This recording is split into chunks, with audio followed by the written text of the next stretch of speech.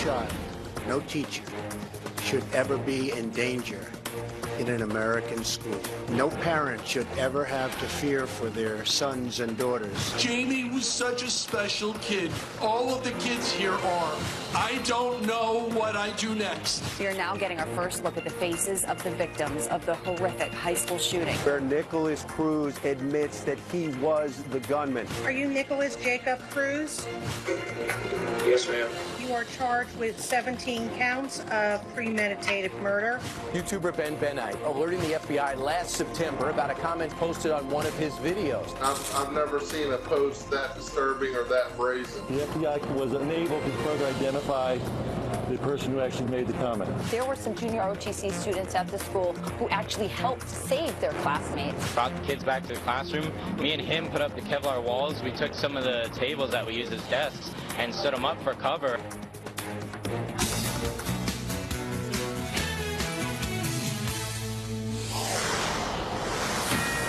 All right, here we go. Straight to a Fox News alert and a chilling confession. That from a Florida high school shooter, Nikolas Cruz, reportedly telling police, and you heard it there, you heard him admit to it, but here's what he said to police, that demons made him do it. He's now behind bars, held without bail on 17 counts of premeditated murder. On this Friday morning, Rob Schmidt is live from Parkland, Florida, with disturbing details about his troubled past. And Rob, it seems like everybody knew this kid was trouble. Certainly, there were a lot of warning signs. Good morning, guys, to you. There was an obsession with guns, with violence, with killing animals. There was that posting on YouTube that the FBI was warned about. This is a student, a 19-year-old now, who was expelled from this school behind me a year ago, and 3 days later legally purchased this AR-15 semi-automatic rifle that was used to carry out this horrendous attack. A timeline of what happened was given to us yesterday. This happened on Wednesday, of course, at 2:06 in the afternoon. The 19-year-old Ubers to the school.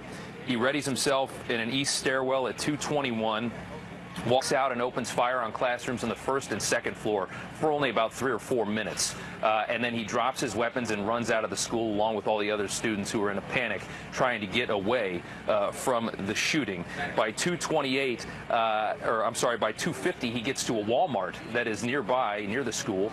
And then he goes to McDonald's at 3:01, and by 3:41, he is found by a police officer in a neighborhood and taken into custody without any incident there.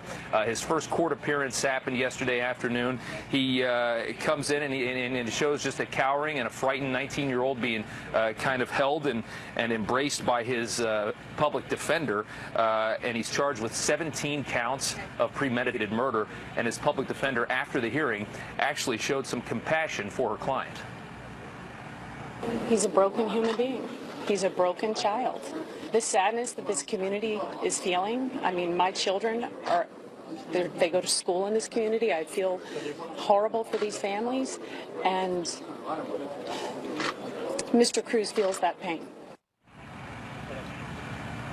Certainly a broken young man, a very disturbed young man, and she has a lot more compassion than I'm sure a lot of people do in this neighborhood, because this was just such a horrendous crime, and still a lot of questions that need to be answered, and there were a lot of warning signs, as you guys are going to talk about quite a bit here over the next couple hours. We'll sit back to you in the studio. That's right. All right. Rob, thank you very much. The President of the United States, you probably saw his live from the White House yesterday speech to the nation about what happened and the trouble. He tweeted yesterday an emphasis on mental health. And as Rob just was talking about, Rachel and Brian, his own public defender said he was deeply disturbed. He said he suffered from mental illness. There were signs of autism, according to people in his family. We know that apparently he was treated at a mental health facility until about a year ago. And now he is on suicide watch. Right. And I was just going to say, there were also articles online saying that many of his features are very similar to those who have fetal development syndrome. So there's some speculation about that as well. Yeah, a couple of things. It looks like the president does want to take action on it. Obviously, he's moved by it. He could be visiting as early as today. He's going to go to West Palm Beach anyway. It would make sense. But he also says that they're starting to make preliminary moves to bring some survivors from Sandy Hook, people directly affected, and Columbine to the White House to see where they go from here. And as Marco Rubio said yesterday, he says there is no gun law that could have prevented this crime. And even though, they look at this and they said, of all places, the Washington Post looked at Marco Rubio's statement, and he says, you're right. Sure, and you look now and you look at everything, and it's like it seems like everybody knew. People were connecting the dots. Listen, the FBI knew about somebody with exactly the same name who posted something disturbing on a YouTube channel. Brian was talking to this guy, Ben Benite, a video blogger, who saw this disturbing comment where he said essentially that he wanted to be a professional school shooter. Right. And he called the FBI because he'd never seen anything like this before. Watch. This particular guy found my video and decided to leave that comment. I've never seen a post that disturbing or that brazen, so I reported it to the FBI. The FBI sent out a couple of field agents to my office pretty immediately, and they took down what information I could give them, and I hope open an investigation from there. I'm not going to say they dropped the ball. I feel like I gave them very limited information on my end. But he was pretty much flipped out when he said that's the guy in September with the same spelling that ended up doing this. I wonder what happened, and the FBI did address it yesterday. Well, and the knee-jerk reaction has obviously been to go to gun control. Yesterday, Steve Scalise was on Fox talking about his thoughts on that because he doesn't think he'd be alive if there weren't somebody on the field that day who had a gun to help him. If you think there's some magic unicorn law that's going to stop it from happening, just keep in mind he violated probably dozens of laws already, including murdering people. It's against the law. So, this idea that one magic law is going to stop the next one from happening, it's not. What you do see in common, number one, you see a lot of mental illness in common, but you also see gun-free zones. Shooters know that if you go to a gun-free zone, you're the only one with a gun. Fortunately, with me, I had 2 law enforcement agents that were with me that had guns that could counter the shooter. And ultimately, that's what took him down. It was other people with guns that took down the shooter. And you had a lot of people there just ranting against guns, going to sport for them. And then you have Steve Scalise, who was the victim of one, says, this is my common sense approach. Yeah. There is no magic law. I thought Malcolm Gladwell did a whole thing in Freakonomics about who are these mass shooters. He says, think about these school shootings as an epidemic, a slow motion, ever evolving riot. He said with each one of these shootings, the threshold for the shooters gets lower and lower. It becomes more commonplace, easier for someone to pick up a gun the next time. What I thought was also interesting is you had a grandmother call authorities because they read in her grandson's journal about his looking to be violent at school. That's what it's going to take. It's going to take family members turning in family members or extended or direct or nuclear family saying, I'm worried about my son. That's a completely different case in a whole other state. The grandma saw the journal and said, I called the cops, and she did. But you look at all the warning signs. I mean, the neighbors of this kid called the police. The students at his own school said he was obsessed with guns and killing things. And the school itself, Steve, said that, he shouldn't come on with a backpack. I mean, what more of a sign do you need? Exactly. The school security said that he was troubled. We had a great law enforcement panel on just about 35 minutes ago, and we were talking about whether or not a new law, a single law, could have stopped what happened yesterday. And the general consensus was, it's not about a law, it's about our culture. There is no one fix for this. This is not just a law enforcement problem. It is not just a school problem. It's a cultural problem. It's interesting to listen to them attack the Second Amendment and never attack the First Amendment, which is probably abused on a daily basis with the distribution of video games and some of the movies that teach our children that the resolution to conflict and injustice is the implementation of firearms. Criminals break laws. This is someone that had a prior criminal past. He assaulted his relatives. Gun control only impacts on law-abiding citizens and not criminals.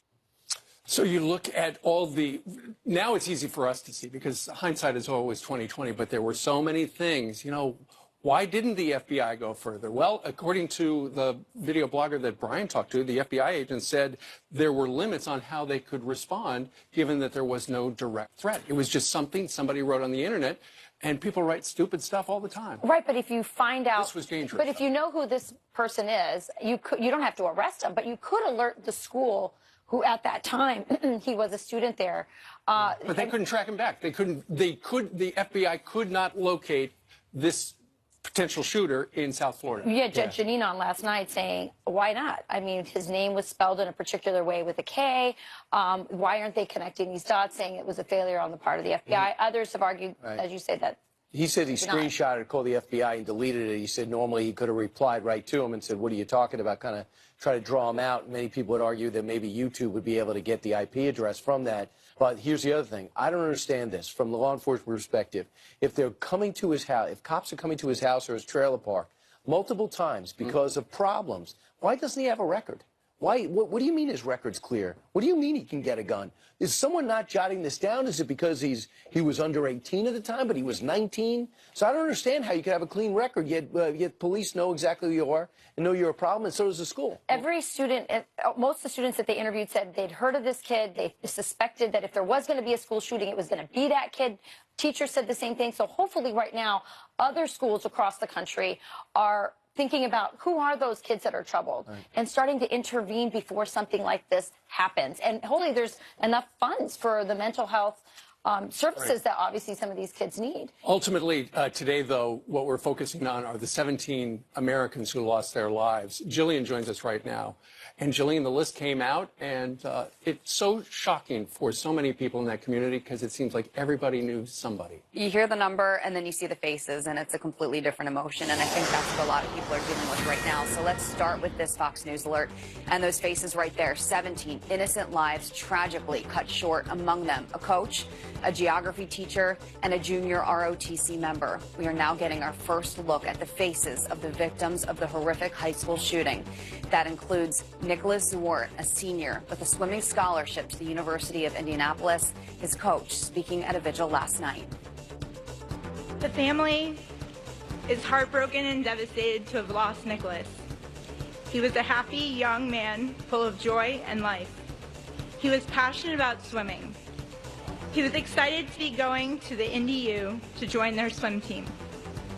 He dreamed of making the Olympic swim team and going to the 2020 Olympics in Tokyo. A GoFundMe page established for the victims' family is already raising nearly $660,000. Twin brothers, one a former New York City school teacher accused of enlisting students to help build bombs. The FBI arresting Christian Toro and his brother Tyler after a bomb-making manual was found on Christian's school-issued laptop when he resigned. The feds also finding 30 pounds of explosive materials in his apartment. Police say the teacher paid at least 2 students to break apart fireworks and extract explosive powder. Mitt Romney expected to announce his run for Senate today. The former Massachusetts governor and 2012 Republican nominee for president expected to chase the Utah seat left open by the retiring Orrin Hatch. Romney, who has been critical of President Trump, previously planned an announcement for yesterday, but rescheduled after the shooting in Florida. Let's look at your headlines, guys. Send it back to you. All right, Jillian, thank you. Meanwhile, the immigration debate hit a wall in the U.S. Senate. What the president has to say about where we go from here coming up. We're live in Washington next. And he is just one of the many heroes emerging in the Florida shooting, a football coach who died shielding his students. Players from his football team join us live to honor his legacy.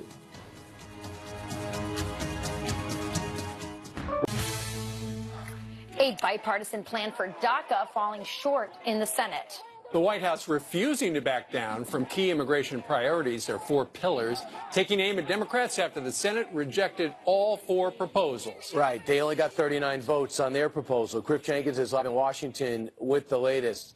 Hey, Griff, it was 0 for 4. 0 for 4. Now, let me tell you what's coming up next. It's the Senate's week-long vacation that started yesterday when they went 0 and 4, failing 4 straight times to pass anything, especially that bipartisan bill that had the support of 8 Republicans. But the president had called a total catastrophe and threatened to veto the White House, placing the blame on the Democrats. In this statement today, the Schumer Democrats in the Senate demonstrated again that they are not serious about DACA, they're not serious about immigration reform, and they are not serious about homeland security. But Senate Minority Leader Chuck Schumer says the president is the one to blame. I regret that the only bipartisan effort of the group of moderate senators to come up with a bipartisan compromise couldn't get the necessary 60 votes. There's only one reason why the Senate will be unable to reach a bipartisan solution to DACA: President Trump.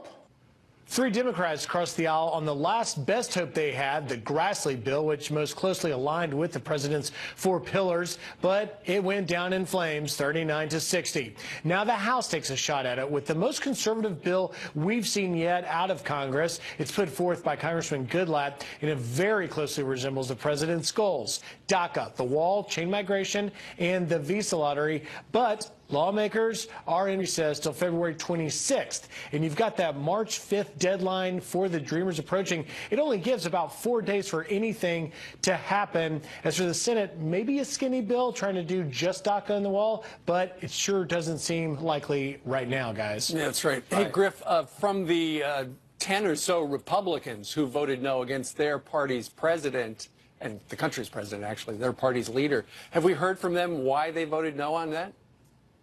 No, we haven't, and you know, I'm going to be filling in with you guys this weekend, and I called them all day. Everybody said, traveling, we're busy. Of course they are. And let me ask you, how many votes did the rounds proposal have? That was much closer, Brian. It was 54 to something. And, you know, if they only needed 51, it would have passed. But they need 60 to avoid that filibuster that the White House constantly points to Chuck Schumer being held hostage by the radical wing. And the theory is, if the president said do it, he would have gotten those votes. But he didn't. He would have had 2 pillars. Now he got no pillars and no wall. All right, Griff, thank you very much. Thank you, Griff. Still ahead. It almost happened again. Another teen with a plan to shoot up his school until his grandmother stepped in. Plus the Florida school shooting, facing 17 counts of premeditated murder. But is it possible he escapes justice by claiming insanity? Maybe the groundwork's being laid right now.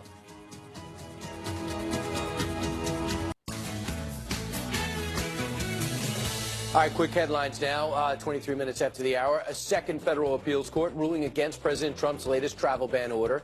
The Virginia-based court says limiting visitors from 6 Muslim-majority nations and 2 other countries is unconstitutional and anti-Muslim. In December, the Ninth Circuit found the president exceeded the scope of authority with the ban. The Supreme Court will hear the case in April. And some supporters of House Minority Leader Nancy Pelosi are predicting she is on her way out.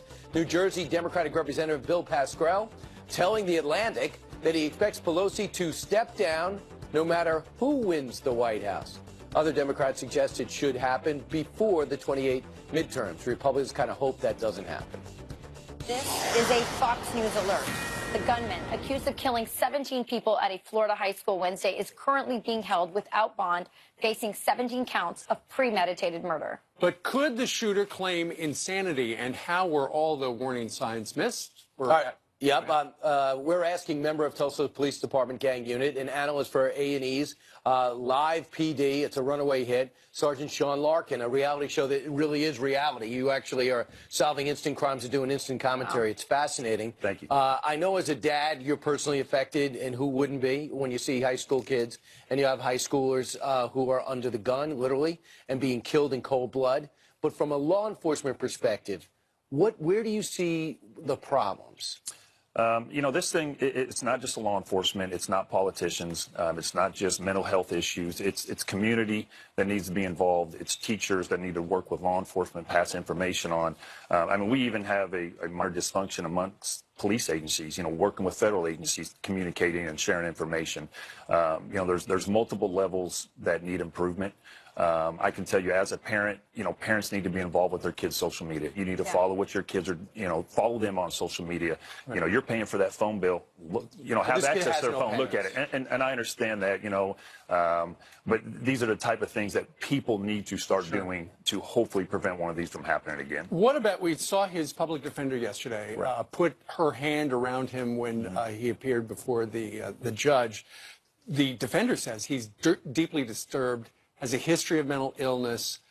Does that lay the groundwork for an insanity plea? Or, you know, we just heard from Rob Schmidt, 3 days after he was kicked out of school, he went and bought that rifle.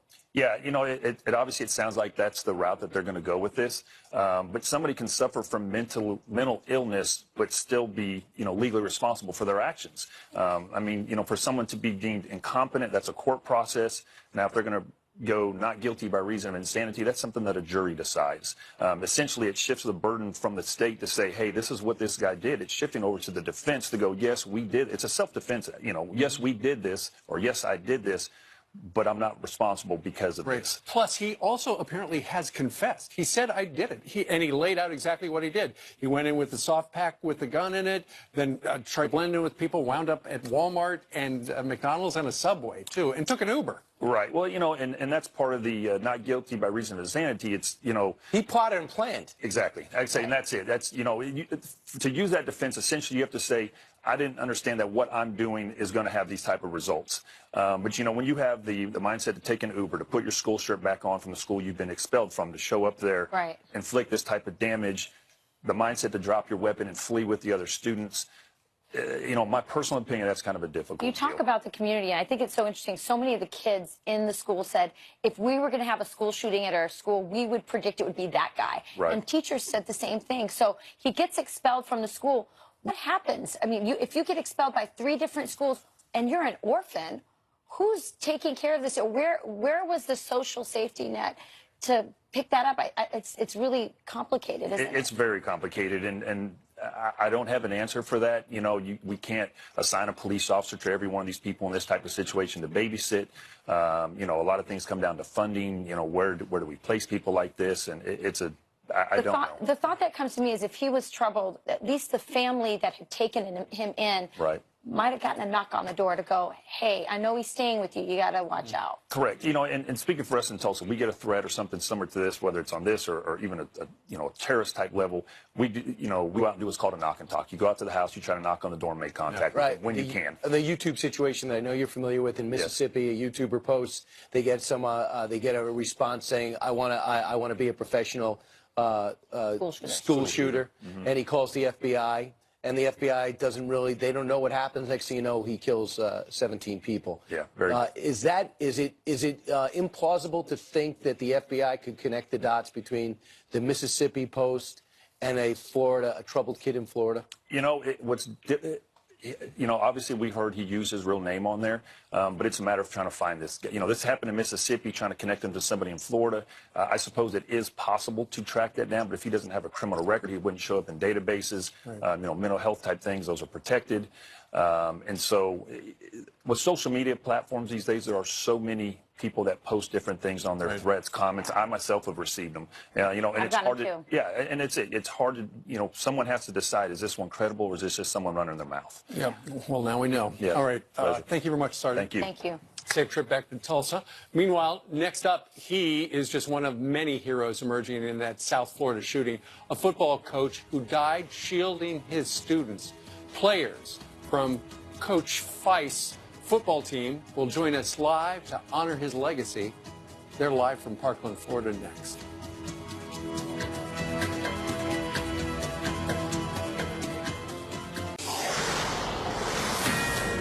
A Fox News alert, acts of heroism and unbelievable courage coming to light this morning following the horrific tragedy down in Florida.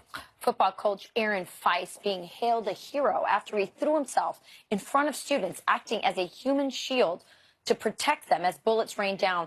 Rice later died from a gunshot wound. Those who knew him saying he died the same way he lived, putting others first. Well, let's find out firsthand. Joining us now to talk about their coach, Marjorie Stone, Douglas High School varsity football players, Will Pringle, Tyler Goodman, and Lucas Taylor. Thanks, guys, for joining us. I appreciate it.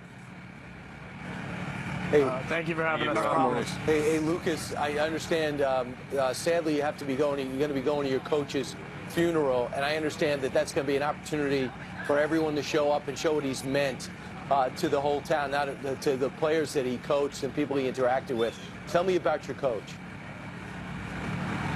He was just like a kind-hearted guy. He always was doing good things for the community. Him and his wife support a child in Ethiopia. They're good people, and Feist had a great heart, and he just knew what to do whenever things were bad. And you could really tell on Wednesday. Tyler, when you heard that the coach became a human shield to protect some students, did that surprise you? No, it really didn't, to be honest with you, because, you know, he was that type of guy that when stuff went down, he was always first to the scene. You know, I heard it over the radio in my coach's office that they thought it was a firecracker at first, and he said, "That's no firecracker, I'm going in," and then it was just silent from there. What kind of relationship did Coach Feist have with you as football players? What was that like? Will? He was always there for us. He was on the field. He was always taking us aside and showing us some extra things when we got caught up in the busyness of practice. But he went above that. Outside of football, he was always caring about us as like people. He cared about our families, where we wanted to go in life, what our future was going to hold for us. He didn't care just about us as players, just as people in general. Lucas, where were you when this whole thing took place? I was actually in the 900 building, which is in the back, and I was with Will. And right when Will got a call from Tyler's mom saying that Feist was shot after shielding people, we both just broke down in tears crying near the fences at Westlades, and it was just crushed us deep down. Right. And what did you understand, Lucas, that the coach did when he heard a student informed the coach there's some shooting going inside, got the student to safety, and what do you understand? What have people told you happened next? Pretty much what I've heard is that he saw a bunch of kids running and the gunman looked right at him. He jumped in front of it and supposedly he took 8 bullets. I'm not sure if that's true, but he's a hero. Yeah, Tyler, I had read one story in one of the papers this morning that it sounds like the coach actually jumped on the shooter and may have engaged him like that. Of course, it's hard to tell. But where were you, Tyler, when the shooting happened, and what did you do to try to protect yourselves and stay away from the trouble? I was actually in my coach's office, Coach May, the head coach. I was actually talking to a couple of recruiting coaches, and we heard the fire alarm go off, and so we started making our way out, and then we heard gunshots from another building, and we heard Code Red go over the radio, and we ran back inside to his office, and we were actually sitting in Chris Hickson's office, another security guard that was killed during this incident. And we heard over the radio that Feist was down and he was shot and he wasn't moving, and I legit just collapsed in the middle of the office. And I didn't want anyone to touch me. I didn't want to talk to anyone. I was just sitting there just weeping. He was a security guard. Would he have had anything on him, a weapon, or your coach? How does that work when he's the security guard as well as the coach? Will? He's a security guard, and he rides around on his golf cart, opening the gate and helping kids. But when it comes to actually protecting us from a guy with a gun, if someone were to come on campus, he has no way of protecting us. He can't stop them. The only thing he could do is give his life to save others. Yeah, because if he had had a gun, maybe there would have been a different outcome. Hey, Lucas, maybe you could help us. We just don't understand, in terms of the security, what was the security? If I wanted to go in and out of your school, would I be stopped? If I'm a former student, would I be stopped going in and out of the school, Lucas? I mean, you would definitely be questioned. I don't know if you'd be stopped, but if you had a good reason to be there, you'd definitely be questioned, and then if you got in, you're in. Wow, because that's how he did it, I guess. Tyler, let me ask you this. You know, we appreciate you guys all showing up today, but this has got to be really hard because you three all knew pretty much everybody who was killed a couple of days ago. How are you doing? I don't know. I'm exhausted. I'm mentally and physically drained. I haven't been sleeping well. You know, it's actually really hard to talk about Coach right now. And I lost Joaquin Oliver. I've known him since the 4th grade. I lost Meadow Pollock. I've known her since 6th grade. And I also lost Nick, who I actually didn't know till last year when he was in my peer counseling class. Me and him actually became really close. We hung out outside of school a couple times, and that kid was just, he was an inspiration. Last night there was a memorial service. Has the memorial service and these kinds of remembrances, have they been helping you to heal, to to cope with what has happened this week, which is so tragic? Will? They help to a certain extent. They bring us all together. They show that we're a community and that we're all there for each other, and we have a support group. They're hard at the same time because they remind us of what happened, and it's hard to see, you know, the faces and hear the names, but it's good to know that we have such a loving community and such a great amount of support from our friends and family and local politicians. Lucas, they say that these teams, these sports teams, become like a family. Could you talk about your coach's role in that family? Feist was pretty much, he was like the dad of our group. He came in outside school, inside of school. He taught us most of what I know because I played offensive line. He was my individual coach. He came into culinary when we were making food. We'd always feed him. He was always there when we needed him the most. And I think that's really why we miss him so much. He even graduated from your school, right? So he had the legacy thing going. Yeah, 1993. That's great. Yeah. Tyler, I know the school is closed the balance of this week. It's probably going to be closed a good portion of next week as well. But then there's going to come a day when you've got to go back to school. How hard is it going to be to walk through those doors? I don't think it'll be hard for me to walk through the doors. The hardest part will be driving through the front gates and not seeing Coach Feist sitting there, giving me a thumbs up or making me stop to roll the window down and saying that, you know, he cares about me or have a good day at school or get my stuff done because I'm a knucklehead or something like that, or him crack off at me or something like that. Wow. Tyler, Will, Lucas, just our hearts break for you. I hope you know that America is praying for you, and this tragedy has really brought so many people together. Our hearts are with you during this, and we hope that that day that you walk in isn't as hard as you say, but boy, it's tough. And one thing that you guys have set up, and I think this is great, the Stoneman Douglas football Facebook page has a link to the GoFundMe page. So far, you got $32,000 and counting. We have it posted on our homepage too right now, and I know a lot of people at home want to help, and that's the way to do it. All right, Tyler, Will, and Lucas, we thank you all for joining us live. Thank you. Thank you. No problem. Thank you for having us. Take care, boys. All right. Yeah, tight team. 19 minutes now before the top of the hour. The football shooter bragged about his love for violence, leaving behind a disturbing digital footprint to prove it. So what should you do if you discover posts like this in your school with people you know? And this tragedy putting the gun control debate at center stage again. Is it possible to come to a solution both sides will be okay with? We'll talk about that up next.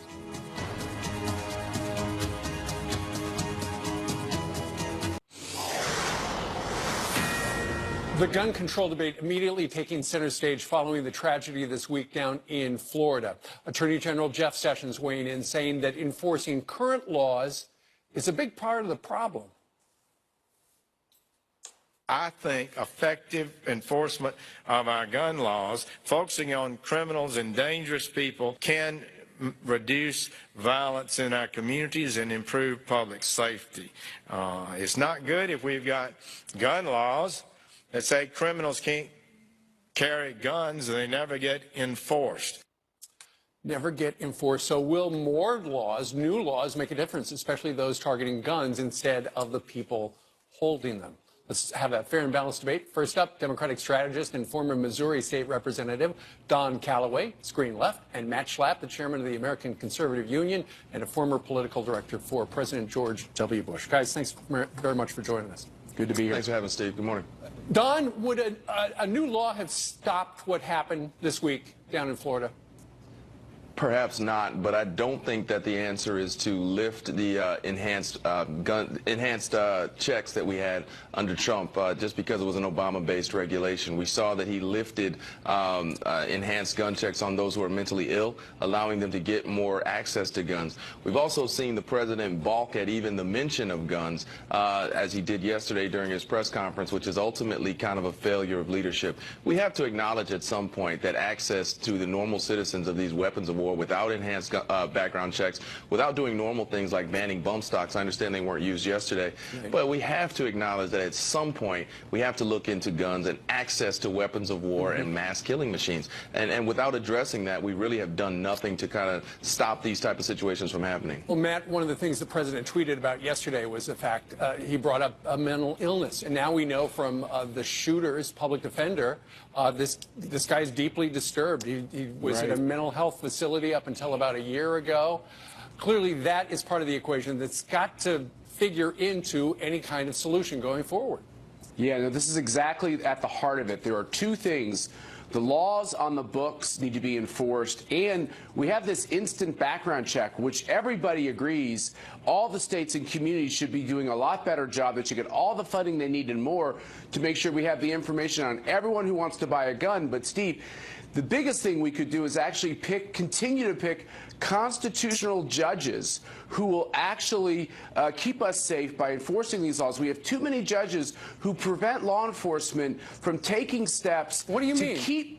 Well, we have too many occasions when people who have a mental disability, a mental illness, the government tries to step in and say, look, maybe this is not the person who should have a weapon, and judges throw those decisions out left and right. We have to deal with this as a country. I know it's sensitive, but I really think it's a legitimate question to ask. Should somebody who has mental deficiencies always have the ability to have any kind of weapon they want? I think the answer is no, isn't it? Exactly. Okay. Of course, the answer is no, but it's not just limited to mental deficiencies. We've seen gentlemen who shot 500 people, killing 60 in Vegas. He had no significant history of mental illness, and we've done nothing to stop any of this. I mean, if you consider, Matt and I have both been around long enough to see that this tax bill we just passed in last December, it was 10, 15 years in the making. But when this president decided and this Congress decided they wanted to act, they got something done.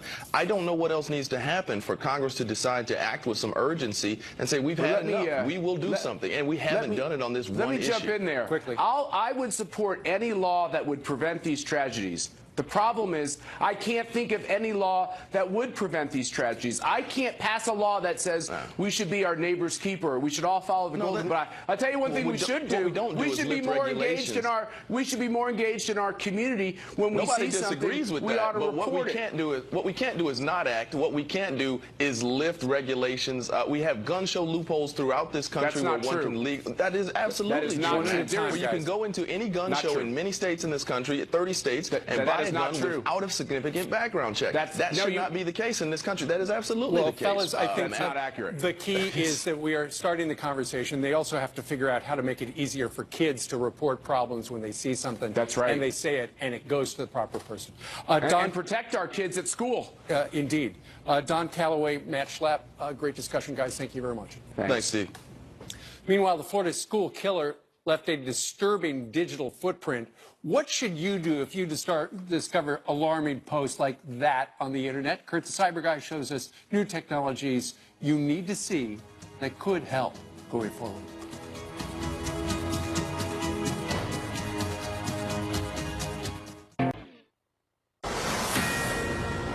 We've already began to dissect his websites and the things that social media that he was on, and some of the things that come to mind are very, very disturbing.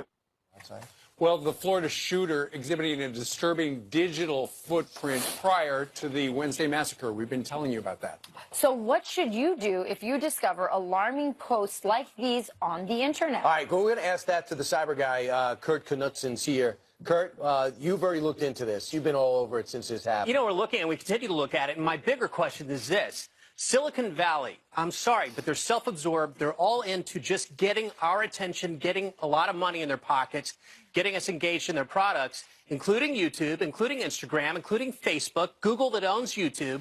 What are they doing right now? And what did they do when Ben Benite, who we had on earlier, the YouTuber who reported to the FBI that distressing remark, he also reported it to YouTube. Do you know what they did? What? They just deleted it. What else could they have done? Did they destroy the evidence? Well, they deleted it. I'm sure it's still sitting somewhere that you could get access to, but they deleted it.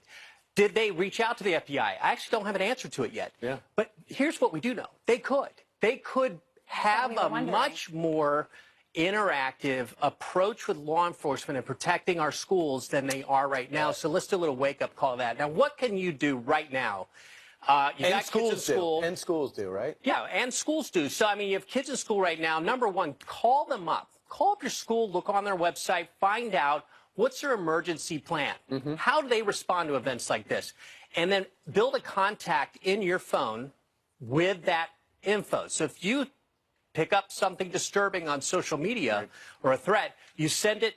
You be ready to send it straight to the school and ask them, how are you addressing this? What are you doing to look at it? Because tools are now available to schools. And teachers like this. Yeah, well, this also, but first, geofencing. Right now, you could put in your school name and some really key words that would be trigger words, and it would let you know on campus or within a few miles whether somebody's saying something like what we already knew was going on, and that might wake them up to a potential event. This right here, this is on an iPad, but it's really for a phone. This is a teacher's panic button. It's called School Guard. You just hit the panic button as a teacher. You say, yes, I do want to report this going on. It does 4 things immediately. What it does is it calls 911. It also notifies and lets the teachers and the principal know there's a problem. How do you download that? It's on the App Store. So it's there. School Guard, but the school needs to really invest in it. And then police officers nearby, they have a companion app called Hero 911, and 50,000 police officers are using it, including about 100 to 200 in Broward County. Kurt the Cyber Guy, thanks so much. More Fox and Friends. Hi, I'm Johnny Bitt.